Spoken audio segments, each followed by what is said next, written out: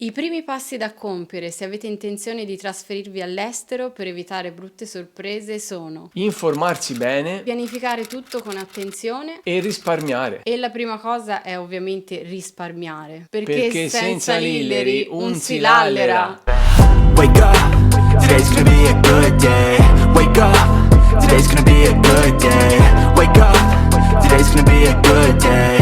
Wake up, today's gonna be a good day. Wake up, today's gonna be a good day. Benvenuti e bentornati su Italian Globetrotters. Vogliamo ringraziarvi veramente di cuore per tutto il supporto che ci Sì. date ogni giorno e per farlo abbiamo scelto un argomento che sarà sicuramente interessante per tanti di voi per celebrare il traguardo dei 10.000 iscritti. E tutto questo ovviamente è grazie a voi e al supporto che ci date sempre. Come risparmiare per trasferirsi all'estero. Con questo video abbiamo deciso di condividere dei consigli utili sul risparmio per chi si vuole trasferire all'estero, ma non solo, per tutti quelli che hanno magari dei sogni nel cassetto, dei progetti e hanno bisogno di risparmiare, e con i nostri consigli noi pensiamo che vi daremo un aiuto in più, sicuramente delle chicche, delle strategie che sicuramente vi saranno utili. Questi nostri consigli li abbiamo suddivisi in 9 punti fondamentali. Quindi seguiteli uno per uno perché servono tutti. Punto numero 1. Avere un sogno bruciante, forte, che vi brucia dentro, che vi motiva. Perché senza quello tutte le sfide non le riuscirete mai a superare. Per fare qualsiasi cosa nella vita, ma anche per trasferirsi all'estero, la prima cosa fondamentale è avere un sogno. Ma un sogno di quelli intensi, no? No, vorrei fare quello, ma poi magari cambi idea. E per perseguirlo ovviamente ci vuole la motivazione. E Sì. la motivazione ve la dà il vostro sogno, il vostro progetto. E quindi la prima cosa fondamentale per non mollare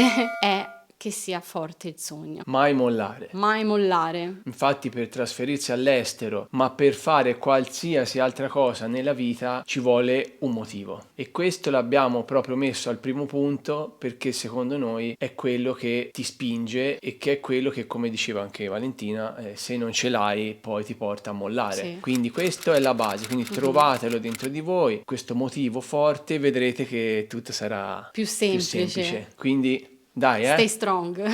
Obiettivo, motivo e quella è la base. Punto numero 2, raccolta delle informazioni, che è la cosa fondamentale. Dal momento che voi decidete di fare una determinata cosa, come quella del voglio trasferirmi all'estero, voi dovete mettervi lì e prendere tutte le informazioni possibili per sapere quello a cui andrete incontro. Quindi raccogliere tutte le informazioni che riguardano ovviamente anche le spese che poi dovrete affrontare. Quindi ci vuole un'attenta e dettagliata programmazione per evitare di inceppare in degli errori o delle fregature o aver sottostimato dei costi, delle spese che magari uno non le ha considerate, non ci ha pensato e poi ti ritrovi magari dopo che dici oh caspita, questa cosa non ci avevo pensato, ma perché questa? Non sapevo che andavo a spendere queste cifre per fare questa determinata cosa. Quindi cercare di prendere tutte le informazioni possibili anche attraverso il nostro canale, che è quello che noi cerchiamo di fare sempre per spiegarvi com'è la vita negli altri paesi, cercando ovviamente di parlare un po' di tutto, della qualità della vita, delle spese, delle tasse, del lavoro. Poi ci sono delle spese, non si può parlare ovviamente di tutto nel video, che se volete sapere un po' di più di quello di cui parliamo potete contattare poi le persone che vivono nel posto, come vi diciamo sempre, così riuscite ad avere delle informazioni un po' più dettagliate. Poi ovviamente potete chiedere anche a noi. E poi anche a noi, che magari anche noi qualcosa cerchiamo di fare il certo, possibile noi per più aiutare. che possiamo vi aiutiamo ovviamente. E poi un'altra cosa secondo me importante è andare a vedere canali ufficiali. Bravo. Quindi quando si parla di visti, di tutte cose legali, burocratiche, per cose più specifiche andate su canali ufficiali. Anche perché le cose da un mese all'altro possono cambiare, i costi anche dei visti, magari le documentazioni che ci vogliono, tutte quelle cose lì, sicuramente quello dovete sempre affidarvi ai siti ufficiali. Se no potreste rischiare di fare qualche errore anche grave e vi potrebbe costare anche di più di quello che poi in effetti costa. Quindi informarsi sempre bene. E a cosa vi serviranno i soldi che metterete da parte? Ovviamente vi serviranno per voi che avete intenzione di trasferirvi all'estero per tutte quelle spese che dovrete affrontare inerenti proprio al trasferimento. E quindi ora noi faremo una sorta di elenco per aiutarvi a considerare tutte queste spese. Voi vi scrivete i punti, poi vi cercate tutte le informazioni, così poi vi fate una bella stima di quello che all'incirca poi andrete a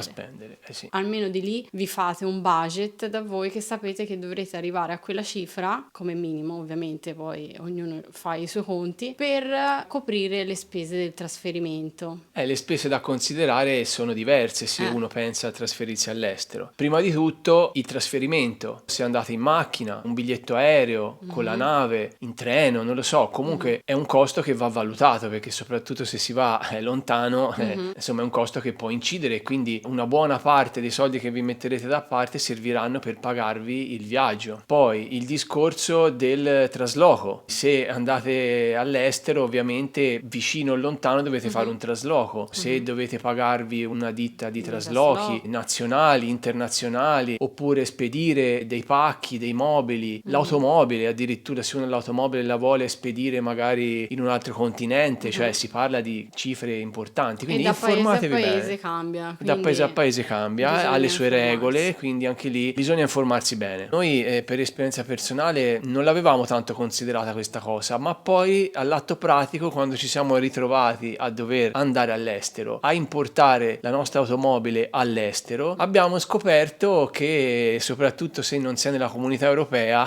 noi parliamo della Svizzera in questo caso, ma comunque all'estero in generale, il discorso della targa che non va più bene, quella italiana, il discorso della rimatricolazione, oppure vi ci vuole migliaia di euro per rimatricolare e ritargarla, quindi informatevi bene su questo, perché sennò vi potreste ritrovare che arrivate anche alla dogana e vi rimbalzano, vi rimandano indietro. Noi per esperienza personale abbiamo dovuto scoprire da noi certe cose, meno male per la macchina, per l'esempio della Svizzera, abbiamo visto che c'era la possibilità per evitare di trasferire la macchina là e fare tutta la immatricolazione eccetera, se poi dovevamo poi per qualche motivo ritornare in Italia perché la cosa non fosse andata bene, come avremmo fatto? E alla fine abbiamo scoperto che c'era un modulo apposta che fai alla dogana, che te puoi girare liberamente per un anno e poi puoi tornare in Italia liberamente senza dover ripagare per poi praticamente fare l'esportazione poi in Italia, e ha dei costi superlativi, quindi informatevi. Complicato. E come abbiamo fatto noi, neanche chi ci ha aiutato nelle pratiche sapeva queste cose, quindi pensate bene. Noi abbiamo telefonato direttamente alla dogana e l'ufficio della circolazione, una specie cantonale, quindi una specie di ACI italiana. Quindi ecco, se uno comunque si informa, va un po' su internet e riesce a trovare queste informazioni dai siti ufficiali. Sì, siti ufficiali. Tante volte lo diciamo nelle interviste, però noi per esperienza personale abbiamo provato, abbiamo visto che sono spiegati benissimo e c'è scritto tutto. Meglio che lì, ed è quello che poi bisogna fare. Poi anche le spese dei primi mesi, dove vi dovete pagare l'affitto, probabilmente dovete dare più mensilità, poi le spese delle bollette, le spese di una SIM, internet, quindi tutte quelle spese che avrete vivendo in una casa, in un appartamento dove avete in mente voi di trasferirvi. Se non avete già trovato un lavoro dall'Italia, può darsi che magari il primo mese o i primi mesi non avete un'entrata e quindi dovete considerare un gruzzoletto da parte per pagarvi queste cose. Poi un'altra spesa che dovrete considerare, non per tutti i paesi, è quella di dovervi pagare i documenti e o le traduzioni. Per esempio, ci sono dei paesi in cui per fare certi tipi di documenti bisogna richiedere consulenze e bisogna richiedere un aiuto a avvocati o a agenti dell'immigrazione, consulenze legali, notai, quindi queste sono spese importanti, però più per certi paesi, il Canada, l'Australia, gli Stati Uniti, paesi molto gettonati, molto complicati anche per entrarci. Insomma, un po' tutti i paesi all'estero alla fine hanno bisogno di documenti che spesso sono nella loro lingua. Poi considerare anche i visti, permessi di soggiorno e di lavoro, perché anche quelli hanno un costo.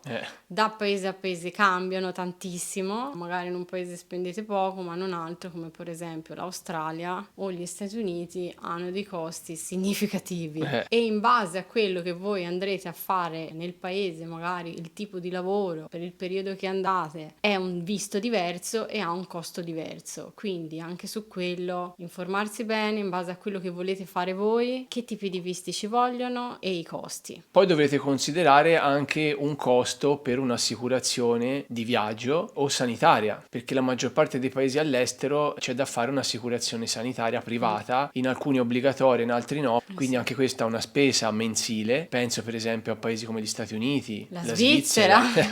La Svizzera, a seconda di che cantone, cioè ti vanno via veramente tanti soldi ogni mese. Considerate anche queste spese. Punto numero 3, non spendere soldi, evitare le spese superflue. Essere minimalisti è la parola chiave. Il minimalismo è cercare di vivere in modo essenziale, cercare di minimizzare le spese e spendere nel modo più intelligente possibile, quindi fare le spese quelle giuste, quelle che sono essenziali, che vi servono, e tutto il superfluo lasciarlo andare. Questo punto sappiamo che non è un punto facile perché tratta di rinunce, però come dicevamo prima, se volete ottenere certe cose nella vita e ovviamente non avete delle fonti di reddito che vi permettono di risparmiare così tanto, voi dovete contribuire a risparmiare attraverso le vostre azioni, e quindi l'azione principale per portarvi a mettere questi soldi da parte per i vostri progetti è minimizzare le spese. In concreto, che cosa dobbiamo fare? Evitare pranzi e cene fuori. No pranzi e cene fuori. Non è per sempre, lo so che magari ci sono persone che magari hanno l'abitudine, non lo so, una volta al mese di andare, o chi ci va molto più spesso, però voi dovete pensare, se io voglio veramente quella cosa e al momento non ho le possibilità economiche, che cosa devo fare? Devo rinunciare a qualcosa, però è per un periodo, magari anche un anno, anche di più, dipende. Quindi no estetista, cioè se voi andate tutte le settimane dall'estetista, spendete veramente tanti soldi. Sarà un esempio strano perché io dall'estetista praticamente non ci sono mai andata, sono una donna atipica, dalla parrucchiera non ci vado mai, mi faccio spesso tagliare i capelli da mia mamma che non è neanche una parrucchiera per esempio. Se potete, riuscite a fare da voi delle cose, cercate di farle da voi, imparate da voi a farvi le unghie, io lo faccio da una vita, e se proprio dovete fare lo sgarro una volta, magari se c'è un matrimonio, una festa, allora lì va bene, è una cosa diciamo straordinaria. Però se voi evitate, vi fate da voi la depilazione, vi fate da voi la manicure, la pedicure, la piega fatevela a casa, comprate una piastra, ve la ritrovate, perché poi se ve lo fate da voi li risparmiate non andando più dalla parrucchiera.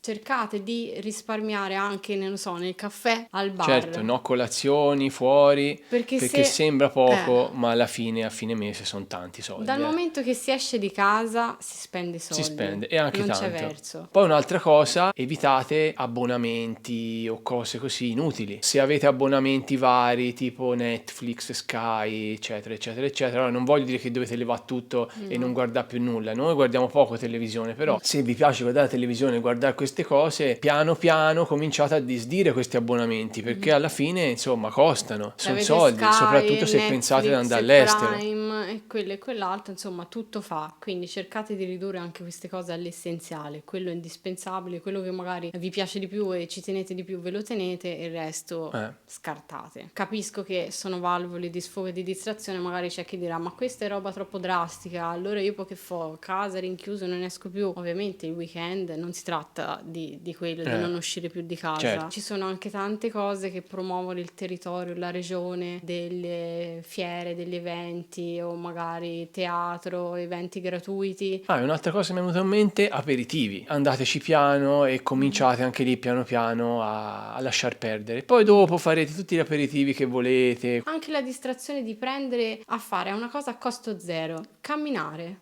Andare a camminare fuori non costa niente, però è quello che veramente è quella valvola di sfogo, andare a correre, cioè piuttosto veramente fate più queste cose che vi fanno bene anche a livello fisico e emotivo, certo. Quindi andate fuori all'aria aperta, a respirare l'aria fresca, a fare delle camminate, se state anche sul mare, meglio ancora, vorrei io starci al mare, andate a camminare tutti i giorni, anche che sia una mezz'ora, ma quello vi serve, la valvola di sfogo deve essere quella, poi le bevute, le uscite, le cose le potete anche ridurre. soprattutto se siete anche meno giovani. Io capisco magari ragazzo di 18-20 anni o di più che ovviamente i weekend che fa, non esce, sta rinchiuso Vuole in uscire, casa, se no si certo. esclude dalla vita sociale e quello non va bene. Però anche con gli amici fare dei programmi diversi e che cercate di spendere meno. Siate creativi, perché c'è modo di divertirsi, svagarsi, ma spendendo poco o niente, e purtroppo bisogna essere un po' drastici perché si sta parlando di risparmiare soldi, Sì. e per risparmiare bisogna non spendere, e per non spendere bisogna evitare di fare cose. Le rinunce ci vogliono in certi periodi della vita se uno ha un motivo e ha un sogno da realizzare, o in questo caso se vuole andare all'estero. Ecco. E sarete fieri di voi, riuscirete a capire che avete più autocontrollo di voi stessi. E sarà un'abitudine che Diventerà poi un'abitudine. diventerà parte di voi e vi servirà poi in futuro sempre, perché se si risparmia poi si diventa ricchi, no? Come si dice, i ricchi sono più tirchi di quelli più poveri. Perché sono ricchi? Perché non spendono, o comunque stanno molto molto attenti. Poi non fare acquisti compulsivi, no shopping. Voi dovete essere bravi, avere autocontrollo, evitare di comprare cose, perché tante volte ci facciamo prendere, è bellino, voglio comprare, poi lo compri e poi non lo metti mai. Le persone che ci stanno guardando hanno l'armadio pieno. Tutti I avete vestiti l'armadio ce pieno. I vestiti ad oggi nel mondo in cui viviamo ce l'abbiamo tutti, anche troppi. Se evitate e non comprate più niente, cercate di usare le cose che avete, abbinandole in maniera carina così, vedrete che starete bene uguali, non vi mancherà niente. E quando comprate quando ci sono i saldi e basta. Ma non anche lì vado a comprare il mondo. No, meglio se non comprate, perché no? No, però se c'è quella cosa, Certo, devo se proprio comprare devi un comprare una cosa giacchetto, che necessiti, una cosa la che lo compri. fai, perché è una delle spese penso più grosse che Alla fine uno compro su Vinted, compro lì perché tanto risparmio, però poi compri quello a 5 di lì, 10 di là, 20 di qui, Quindi evitate acquisti compulsivi. E un'altra cosa, no vacanze. È un sacrificio indispensabile perché anche quella è una spesa sostanziosa. Noi per esempio, dato che non andavamo in vacanza, magari andavamo qualche giorno a fila al mare per fare un po' di stacco e di relax. Ovviamente sappiamo che non è la stessa cosa, ma dovete farlo. Sì, e poi se potete magari andate nei periodi in cui costa meno. Se proprio... Se potete, poi non è che tutti in base al non è lavoro che fate. Infatti, noi Però- diciamo che se uno non ha le possibilità e deve mettersi dei soldi da parte e non sa come fare perché non ha delle entrate di un certo tipo, ovviamente non andare in vacanza è necessario. Se invece ve lo potete permettere, allora magari un consiglio di risparmio è cercare di andare nei periodi in cui costa meno, ovviamente. Punto numero 4, vendere tutto quello che non ti porterai all'estero. Si parla di decluttering, una gran bella pulizia che vi servirà a fare spazio per poi il nuovo che verrà e vi aiuterà a rientrare con dei soldi, quindi vi aiuterà a mettere degli altri soldi da parte. Perché poi queste entrate potrebbero anche essere elevate a seconda di quello che vendete. Per esempio, se non vi serve la macchina e dovete andare all'estero, cioè uno vende la macchina, oppure vendere tutte quelle cose che non vi serviranno, che non saprete dove mettere, perché se andate all'estero ovviamente i mobili, a meno che non volete proprio traslocare anche con tutti i mobili, e noi per dire l'abbiamo fatta, abbiamo venduto tanti mobili che avevamo, Abbiamo venduto quasi tutto. Oppure non so, se avete articoli per dire da collezione che tanto li dovete tenerli fermi, prendano l'umido, non so, comunque si possono sciupare, vendeteli, meno cose avete e meglio è, vi sentirete più liberi, non dovrete raccomandarvi con qualcuno che ve le tenga magari a casa sua, oppure pagare un garage dove mettere cose, tutte altre spese inutili. Uguale vestiti anche, se avete una certa quantità di vestiti da portare che chiaramente all'estero magari non riuscirete a portare tutto il vostro armadio, fate una scelta. E anche infatti una cosa che noi vi consigliamo, se avete degli immobili e se avete casa, ovviamente la cosa che noi vi diciamo, cercate di venderla, perché dal momento che voi avete intenzione di trasferirvi non è che la vendete istantanea, no. magari ci vuole anche un anno o anche di più, quindi un'altra cosa è, se avete dei beni vostri, è metterli in vendita. E questo è uno dei punti più importanti, perché un immobile da vendere è una di quelle cose che vi può portare più soldi in assoluto. Penso sia una delle prime cose a cui pensare se uno ha una casa di proprietà, di cominciare a pensare a venderla, a informarsi su quanto può valere. So che non è facile perché poi uno deve trovare i tempi giusti di vendita per andare via, andare in un'altra casa, però piuttosto la vendi e se ancora non sei pronto per partire vai qualche mese in affitto in una casa magari che è già arredata, se i mobili non ce l'hai più. Queste cose sono come delle catene che ti imprigionano, perché sono cose che sono di tua proprietà, ti tengano più a casa tua, diciamo, Ti invece legano. che ti legano. Quindi qualche valigia e via. Un'altra cosa per chi ovviamente non ha degli immobili e vive in affitto è valutare la possibilità, per chi ovviamente si rende disponibile di famiglia, ad ospitarvi per un periodo di tempo, quindi magari dai genitori, dai nonni, non lo so, da degli zii, da qualcuno che magari sa dei vostri progetti e che crede in voi e sa che magari vi può dare una mano, valutare per un periodo di poter stare lì, insomma è provvisorio, non è una cosa a vita. E poi per voi giovani che siete ancora in casa con i genitori, sfruttate bene questo momento perché poi non torna più. Siccome poi dopo ci sono tutte le spese, le bollette, è difficile poi riuscire a gestire tutto questo e tornare indietro, perché non è più facile. Quindi finché siete in casa con i genitori, cercate di fare quello che vi capita per un periodo di tempo. Sappiate che non è il lavoro della vita. Se voi avete il progetto di qualcosa e dovete mettervi dei soldi da parte, sfruttate questo momento, lavorate, sapete che non avete alla fine delle spese perché vivete con i genitori, quindi tutto quello che guadagnate, che sia 1.200, 1.300, 1.500, anche se magari non è tanto, sono soldi che comunque sono praticamente puliti, e tutto quello che voi mettete ogni mese andrà da parte e vi servirà per il futuro. Cercate di non vedere le cose, diciamo, negative di questa situazione, ma anzi le cose positive, che anche se magari andate a fare dei lavori che non sono lavori, diciamo, della vita, il lavoro che amate, sappiate che è momentaneo, ma vi servirà per mettere soldi da parte. E per chi non ha, diciamo, la possibilità di andare a casa magari di parenti, genitori, o non considera il fatto di andare a casa di parenti, un'altra possibilità è fare dei lavori che ti danno l'opportunità di avere vitto e alloggio. Certi tipi di lavoro a volte non sono semplici quando hai la formula vitto alloggio o non vitto alloggio, ma hai lo stipendio e più ti danno l'alloggio senza utenze, però non hai il vitto. Questi lavori sono quei lavori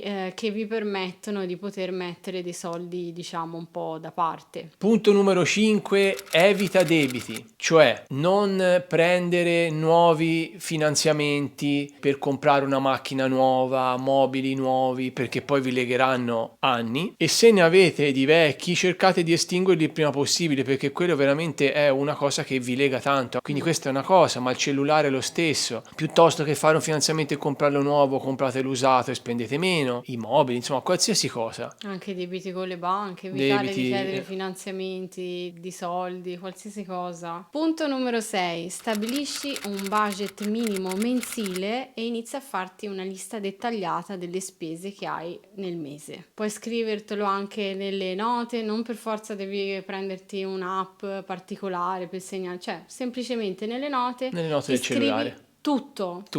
Ogni spesa, il caffè, 2 euro di autostrada, cioè qualsiasi cosa. Mi raccomando, precisi, ve lo dovete segnare, perché almeno voi avete un'idea di quello che spendete mensilmente e potete rivedere le spese che state affrontando e capite cos'è anche che vi fa spendere di più, qual è la parte che vi fa uscire più soldi. Avete il controllo anche di quanto state spendendo, per esempio, per fare la spesa. Potrete vedere tutto e quindi potrete poi mano a mano nell'arco dei mesi modificare le vostre abitudini. Quindi questo vi permette di avere una sorta di controllo su quello che state facendo. Monitorare le spese e, come ha detto Valentina, scrivere dettagliatamente, perché a volte uno dice no, questo mese ho speso poco. Sapete quante volte noi siamo andati a rivedere le spese del mese, c'era sembrato di non aver speso niente e poi alla fine ti sei reso conto che avevi speso veramente tanto? Perché magari 10 euro qui, 5 euro di là, 50 di là, arrivi alla fine del mese e hai speso tanto, e se le tieni monitorate riesci anche poi a fare un'operazione, diciamo, di togliere per il mese dopo le spese inutili o troppo costose. Quindi mi raccomando, questo è fondamentale, perché poi quando l'avete fatto per mesi o anni questa cosa, voi saprete bene o male quanto vi servirà per vivere, che voi di media spendete un tot al mese, un tot all'anno, e quindi questo poi è fondamentale anche per poi trovare un lavoro, uno stipendio o sapere quanti soldi soldi vi serve per guadagnare, perché guardate che non bisogna guadagnare 5.000 o 10.000 o 20.000 euro al mese per essere ricchi, intendo, perché se io guadagno 10.000 euro al mese ma ne spendo 10.000, cioè sono un povero lo stesso. Il segreto è risparmiarli, quindi riuscire a capire quanto ti serve a te per fare la vita che vuoi. Punto numero 7, attento alla spesa. Cucina piatti semplici e soprattutto cucina a casa. È importante farsi da mangiare a casa per evitare di andare al ristorante, mangiare fuori e quindi spendere. Uno pensa che se deve mangiare a casa e mangia magari in maniera salutare si va a spendere tanto, c'è un po' questo tipo di pensiero. Invece noi ci siamo resi conto che se noi stiamo attenti a mangiare bene senza comprare schifezze, alla fine sì, vabbè che ci sono certe cose, se vai nel giro del biologico, che ovviamente si spende